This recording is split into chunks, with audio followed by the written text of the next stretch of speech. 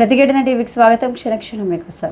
రాష్ట్రంలో గ్రామీణ రెవెన్యూ వ్యవస్థను ఏర్పాటు చేసేందుకు ప్రభుత్వం కసరత్తు చేస్తున్నది.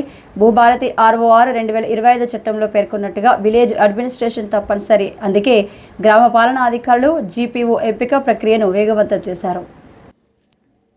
పూర్వపు VROలు VRAలకు పరీక్ష నిర్వహించేందుకు ఏర్పాట్లు చేస్తున్నారు.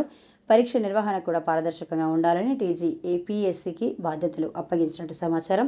ప్రతి జిల్లా కేంద్రంలోనూ పరీక్ష కేంద్రం ఉండేలా చర్యలు తీసుకుంటున్నారు. ఇందుకు అనుకూలంగా ఉండే భవనాలను కూడా గుర్తించాలని అధికారులకు ఆదేశాలు అందాయి.